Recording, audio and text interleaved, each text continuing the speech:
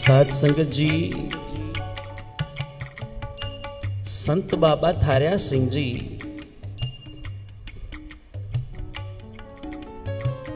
आज जब उनका मन संसार से उपराम हुआ, क्योंकि भक्ति तो वो बचपन से ही करते थे और बाबा थारिया सिंह जी का जीवन और गुरु नानक पातशाह जी का जीवन अगर देखा जाए तो बहुत मेल है। गुरु नानक पातशाह के पिता मेहता कल्याण दास पटवारी का काम करते थे। बाबा थारिया सिंह जी के पिता बाबा तीरथ दास जी वो भी बहुत बड़े ठेकेदार थे, समय के माने हुए ठेकेदार। और कहते हैं जैसे गुरु नानक पातशाह को पिता ने कितनी ही बार माया के अंदर फंसाने का यत्न किया, वैसे बाबा थारिया सिंह जी को भी उनके पिता बाबा तीरथ दास जी ने माया की तरफ खींचने का यत्न किया, पर बाबा थारिया सिंह जी माया में अटके नहीं कि अगर बाघ की राखी के लिए बाबा थारिया सिंह जी को बिठाया गया तो वहां भी नेत्र बंद करके गुरु नानक के चरणों का ध्यान धार रहे हैं और बाघ को आकर के पशु पंछी उजाड़ रहे हैं।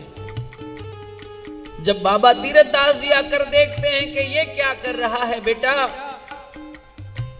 बाबा थारिया सिंह जी कहते हैं पिताजी, इस सृष्टि के अंदर जो कुछ फल फूल जो पदार्थ पैदा होते हैं इन सब पर सभी का बराबर का हक है, और ये जो पशु पंछी आकर के खा रहे हैं ये अपने भाग का खा रहे हैं, हमारे हिस्से का नहीं, इनका भाग है, वो अपने भाग का खा रहे हैं।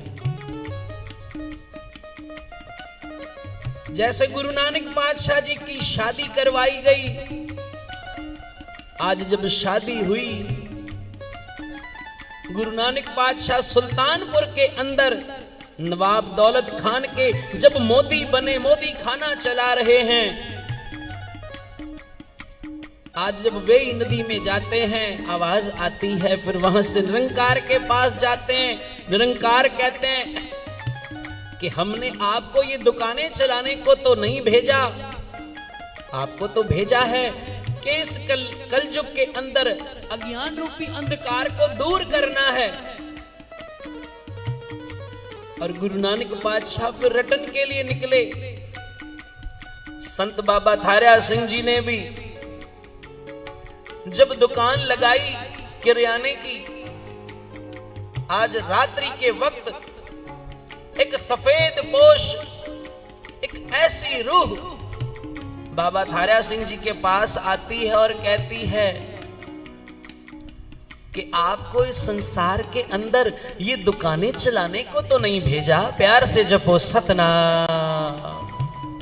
इतिहास मिलाकर के देखो, गुरु नानक जैसे जीवन की घटना बाबा थारिया सिंह जी के जीवन से मिलती है, हूबहू वैसा जीवन।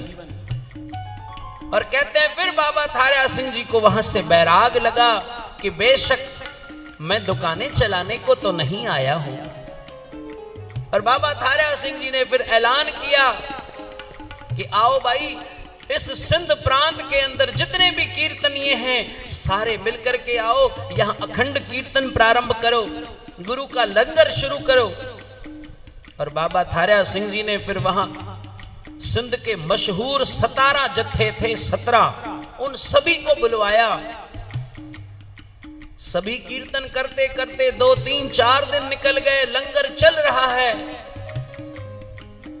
आखिर सभी ने एक दिन हाथ जोड़ दिए 4 दिन के बाद, बाबा जी अब हमें छुट्टी दो, 4 दिन हो गए हैं, हमें आगे भी जाना है, औरों को टाइम दिया हुआ है। बाबा थारिया सिंह जी उनसे कहने लगे, भाई अंदर अनाज की कोठी भरी हुई है, ये अनाज की कोठी खत्म कर दो, सारी कोठी खत्म हो जाए, लंगर में सारा कुछ बांट दिया जाए, उसके बाद आप चले जाना, प्यार से जपो सतनाम। अब साध संगत जी, ये साधुओं की बरकत है। साधु की बरकत दुनिया मिलकर के भी नहीं खपा सकती। ये साधुओं के पास नाम की बरकत है। साध संगत जी, प्यार से आखो सतनाम। और कहते हैं उन सारे जत्थों को लगा हम 17 जत्थे हैं, कितना दिन चलेगा ये अनाज, ये कोठी तो 2 दिन में खत्म हो जाएगी, चलो 2 दिन और लगातार कीर्तन करते हैं। और कहते हैं फिर कीर्तन प्रारंभ हुआ, 2 दिन और 2 दिन और, कहते हैं 7 दिन कीर्तन, 8 दिन चलता रहा।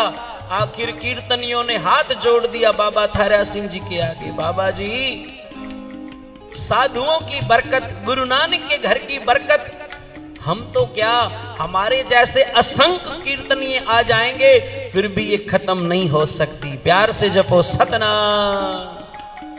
बाबा थारा सिंह जी ने कहा फिर अब क्या करें, बाबा जी आप मालिक हो।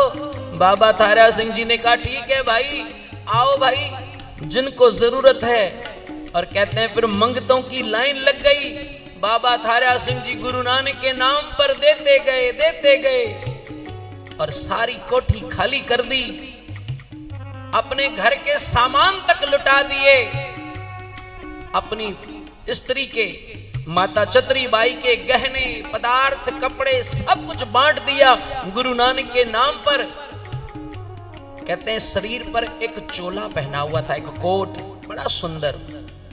एक फकीर आता है और कहता है भाई थारा सिंह, अभी वो सिंह नहीं बने थे, भाई थारा जी कहने लगे गुरु नानक के नाम पर मेरे तन को ढक दे, गुरु नानक तेरे पर्दे ढक लेगा। प्यार से आखो सतनाम। बाबा थारा सिंह जी कहने लगे मेरे पास और तो कुछ है नहीं, मेरे ये तन का चोला है जो मैंने पहना है, उतार कर बाबा जी ने वो भी दे दिया। और कहते हैं वो फकीर लेकर के जाता है और आशीष देता है, भाई थारा सिंह जैसे आपने हमें ढका है गुरु नानक आपके पर्दे ढकेगा। और बाबा थारा सिंह जी फिर वहां से हरमंदिर साहब जाते हैं, 2 साल तक हरमंदिर साहब में रहे हैं, वहां सेवा की है।